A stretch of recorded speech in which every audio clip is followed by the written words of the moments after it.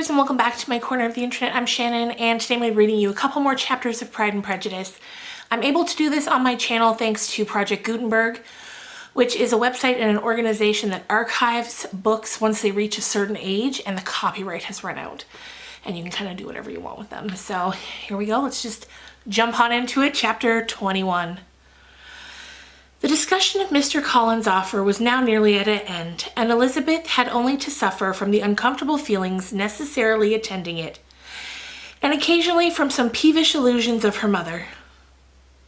As for the gentleman himself, well, his feelings were chiefly expressed, not by embarrassment or dejection, or by trying to avoid her, but by stiffness of manner and a resentful silence.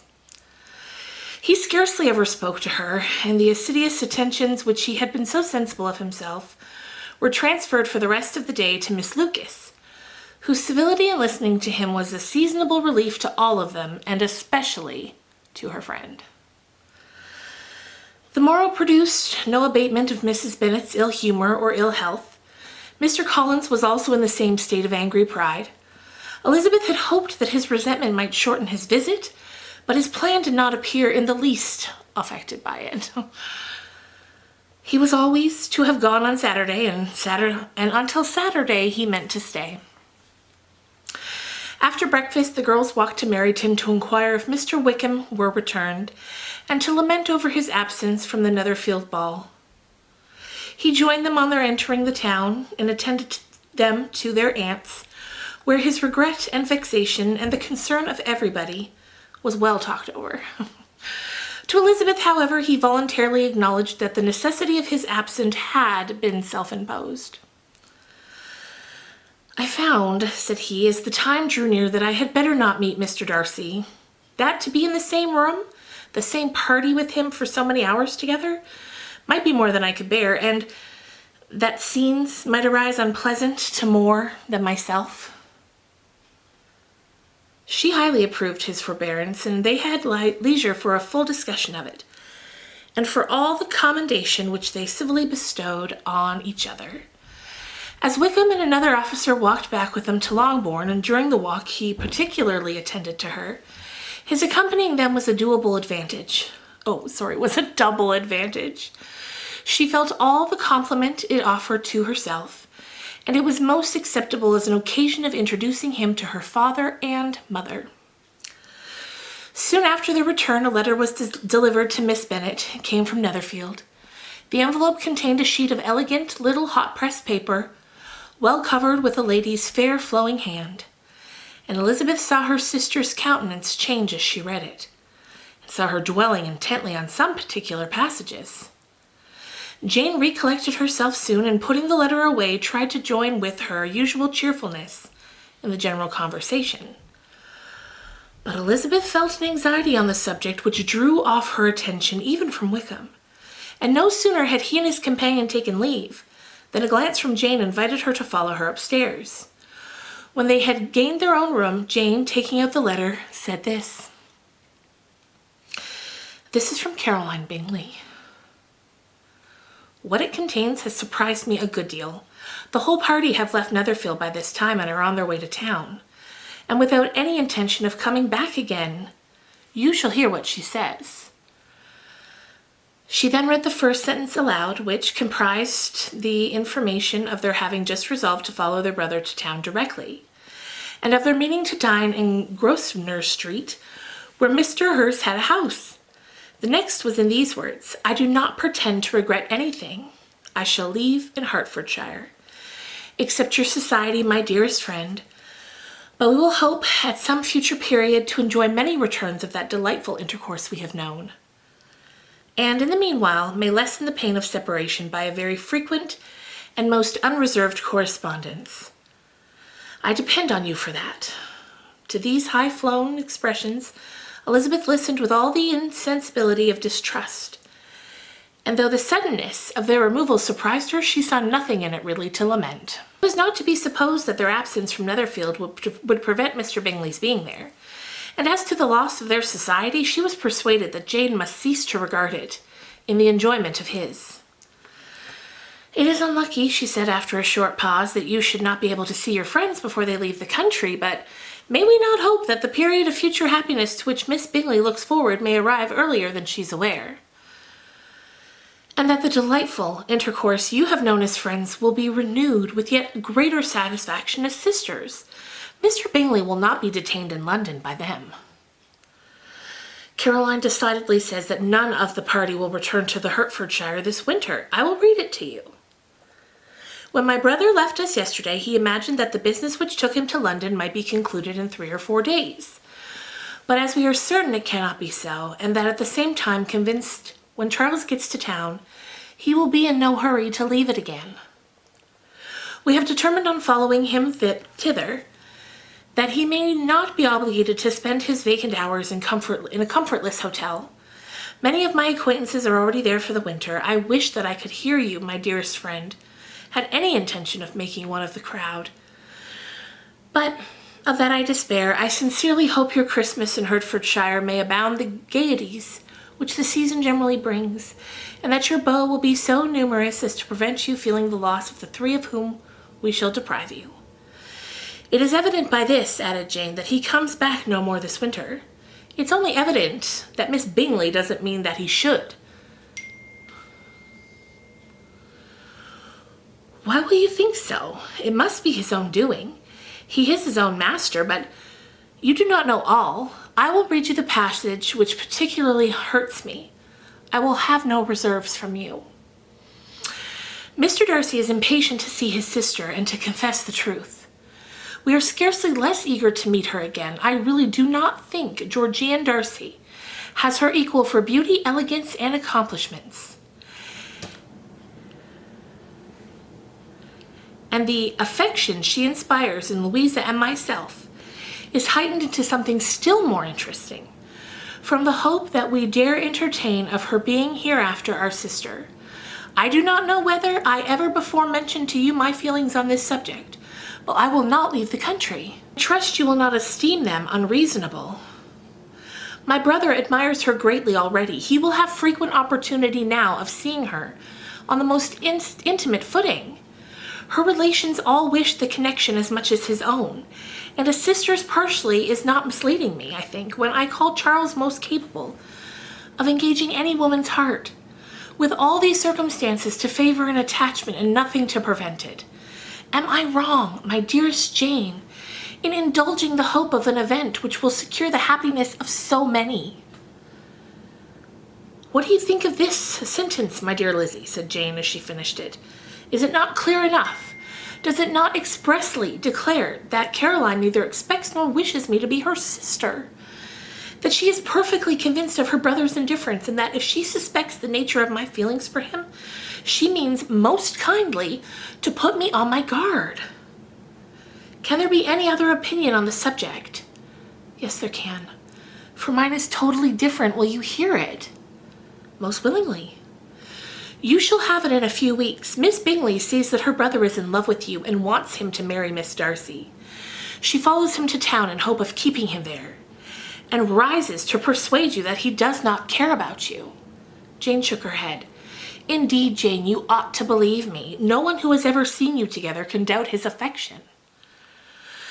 Miss Bingley, I'm sure, cannot. She's not such a simpleton. Could she have seen half as much love in Mr. Darcy for herself, she would have ordered her wedding clothes. But the case is this, we're not rich enough or grand enough for them. And she's the more anxious to get Miss Darcy for her brother from the notion that when there has been one intermarriage, she may have less trouble in achieving a second. In which there is certainly some ingenuity, and I dare say it would succeed if Miss de Bourgh were out of the way. But, my dearest Jane, you cannot seriously imagine that because Miss Bingley tells you her brother greatly admires Miss Darcy, he is in the smallest degree less sensible of your merit than when he took leave of you on Tuesday, or that it will be in her power to persuade him that instead of being in love with you, he's very much in love with her friend. If we thought alike of Miss Bingley, replied Jane, your representation of all this might make me quite easy. But I know the foundation is unjust. Caroline is incapable of willfully deceiving anyone, and all that I can hope in this case is that she's deceiving herself. That's right. You could not have started a more happy idea, since you will not take comfort in mine. But believe her to be deceived by all means. You now have done your duty to her, and you must feel no longer, or fret no longer. But my dear sister, can I be happy, even supposing the best, and accepting a man whose sisters and friends are all wishing him to marry elsewhere? You must decide for yourself, said Elizabeth. And if, upon mature deliberation, you find that the misery of disobliging his two sisters is more than equivalent to the happiness of being his wife, then I advise you by all means, refuse him. How can you talk like that, said Jane, faintly smiling. You must know that though I should be exceedingly grieved at their disapprobation, I could not hesitate. I didn't think you would. That being the case, I cannot consider your situation with much compassion. But if he returns no more this winter, my choice will never be required. 1,000 things may arise in 6 months. The idea of his returning no more Elizabeth treated with the utmost contempt. It appeared to her merely the suggestion of Caroline's interested wishes, and she could not for a moment suppose that those wishes, however openly or artfully spoken, could influence a young man so totally independent of everyone. She represented to her sister as forcibly as possible that she felt on the subject, and had soon the pleasure of seeing its happy effect. Jane's temper was not desponding, and she was gradually led to hope, though the diffidence of affection sometimes overcame the hope that Bingley would return to Netherfield and answer every wish of her heart. They agreed that Miss Bennet should only hear of the departure of the family without being alarmed on the source of the gentleman's conduct, but even this partial communication gave her a great deal of concern, and she bewailed it as exceedingly unlucky that the ladies should happen to go away just as they were all getting so intimate together. After lamenting it, however, at some length, she had the consolation that Mr. Bingley would soon be down again, and soon dining in Longbourn. And the conclusion of all that was the comfortable declaration that, though he had been invited only to a family dinner, she would take care to have 2 full courses. Chapter 22. The Bennets were engaged to dine with the Lucases, and again during the chief of the day was Miss Lucas so kind as to listen to Mr. Collins. Elizabeth took an opportunity of thanking her. It keeps him in good humour, she said, and I am more obliged to you than I can express. Charlotte assured her friend of the satisfaction in being useful, and that it amply repaid her for the little sacrifice of her time. This was very amiable, but Charlotte's kindness extended farther than Elizabeth had any conception of. Its subject was nothing else than to secure her from the return of Mr. Collins's addresses, by engaging them towards herself. Such was Miss Lucas's scheme, and appearances were so favourable that when they parted at night she would have felt almost secure of success if he had not been to leave Hertfordshire so very soon. But here she did injustice to the fire and independence of his character, for it led him to escape out of Longbourn House the next morning with admirable slyness, and hastened to Lucas Lodge to throw himself at her feet. He was anxious to avoid the notice of his cousins, from a conviction that if they saw him depart, they could not fail to conjecture his design, and he was not willing to have the attempt known till its success might be known likewise. For though feeling almost secure, and with reason, for Charlotte had been tolerably encouraging, he was comparatively diffident since the adventure of Wednesday. His reception, however, was of the most flattering kind. Miss Lucas perceived him from an upper window as he walked towards the house, and instantly set out to meet him accidentally in the lane. But little had she dared to hope that so much love and eloquence awaited her there. In as short a time as Mr. Collins' long speeches would allow, everything was settled between them to the satisfaction of both. And as they entered the house, he earnestly entreated her to name the day that was to make him the happiest of men, and though such a solicitation must be waived in the present, the lady felt no indignation into the trifle with his happiness. The stupidity with which he was favoured by nature must guard his courtship from any charm that can make a woman wish for its continuance. And Miss Lucas, who accepted him solely from the pure and disinterested desire of an establishment, cared not how soon that establishment were gained. Sir William and Lady Lucas were speedily applied to for their consent, and it was bestowed with a most joyly alacrity. Mr. Collins' present circumstances made it a most eligible match for their daughter, to whom they could give little fortune, and his prospects of future wealth were exceedingly fair. Lady Lucas began directly to calculate with more interest than the matter had ever excited before how many years longer Mr. Bennet was likely to live, and Sir William gave it as his decided opinion that whenever Mr. Collins should be in possession of the Longbourn estate, it would be highly expedient that both he and his wife should make their appearance at St. James. The whole family, in short, were properly overjoyed on the occasion. The younger girls formed hopes of coming out a year or two sooner than they might otherwise have done, and the boys were relieved from their apprehension of Charlotte's dying old maid. Charlotte herself was tolerably composed. She had gained her point, and had come to consider of it. Her reflections were done in general satisfactory. Mr. Collins, to be sure, was neither sensible nor agreeable. His society was irksome, and his attachment to her must be imaginary, but still, he would be her husband, without thinking highly either of men or matrimony. Marriage had always been her object, and it was the only provision of well-educated women of small fortune, and however uncertain of giving happiness, must be their pleasantest preservation from want. This preservative she had now obtained, and at the age of 27, without having ever been handsome, she felt all the good luck of it. The least agreeable circumstance in the business was the surprise it must occasion to Elizabeth Bennet, whose friendship she valued beyond that of any other person. Elizabeth would wonder and probably would blame her, and though her resolution was not to be shaken, her feelings must be hurt by such disapprobation. She resolved to give her the information herself, and therefore charged Mr. Collins, when he returned to Longbourn to dinner, to drop no hint of what had passed before any of the family. A promise of secrecy was, of course, very dutifully given, but it could not be kept without difficulty. As he was to begin his journey too early on the morrow to see any of the family, the ceremony of leave-taking was performed when the ladies moved for the night. And Mrs. Bennet, with great politeness and cordiality, said how happy they should be to see him at Longbourn again whenever his engagements might allow him to visit them. "My dear madam," he replied, "this invitation is particularly gratifying because it's what I have been hoping to receive, and you may be very certain that I shall avail myself of it as soon as possible." They were all astonished, and Mr. Bennet, who could by no means wish for so speedy a return, immediately said, "But is there not danger of Lady Catherine's disapprobation here? You had better neglect your relations than run the risk of offending your patroness."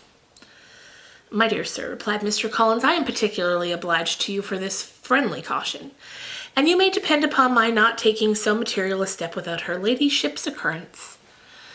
You cannot be too much upon your guard. Risk anything rather than her displeasure, and if you find it likely to be raised by your coming to us again, which I should think exceedingly probable, stay quite at home, and be satisfied that we shall take no offense.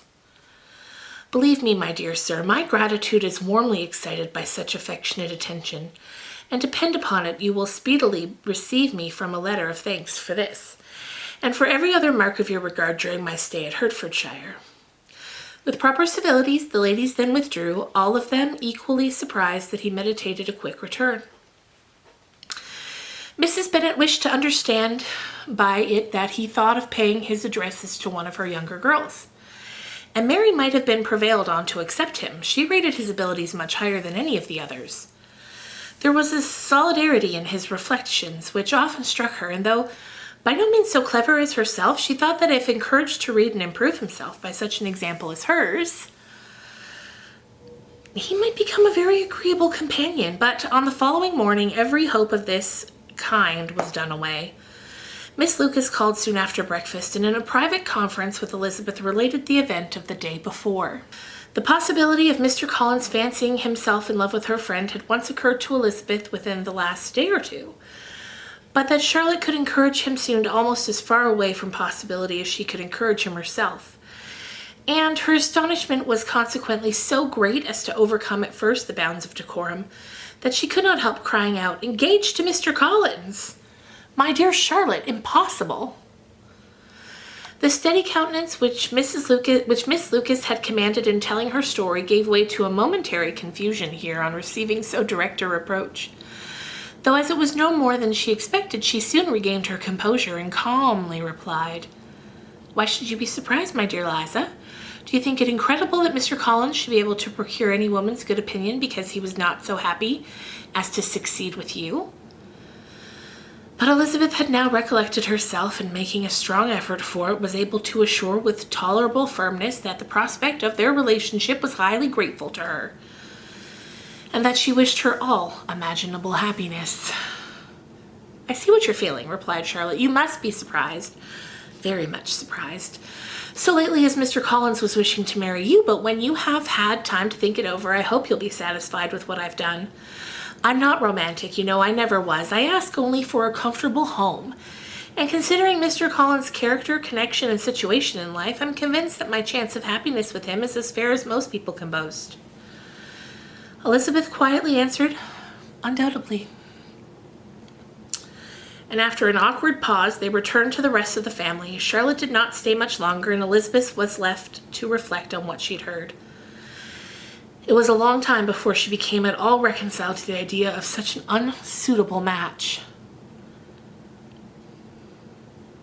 The strangeness of Mr. Collins making 2 offers of marriage within 3 days was nothing in comparison of his being now accepted.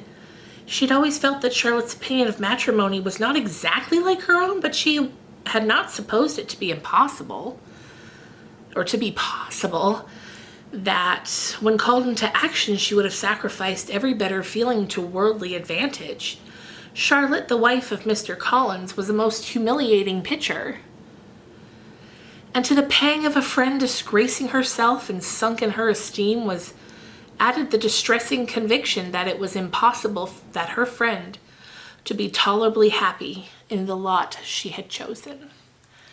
So that is the end of chapter 22. I hope you enjoyed this. During December, I'm going to be posting a video every day. It's not every video is going to be a vlog, mainly because, and I'll go over this in the first day of Vlogmas, mainly because in my province here, we've recently got more into lockdown. The schools are closed again. There's no indoor socializing to be done with anybody but the people you live with. So I feel like vlogging every day in December could become incredibly boring for you to watch. So there will be vlogs, but there will be other videos, including more Pride and Prejudice. We'll be curled up by the tree reading it, other book talk videos, some paranormal videos. So there will be content every day in December. It just won't all be vlogs for everybody's sanity. So yes, thank you for watching. I'll see you guys again real soon. Bye.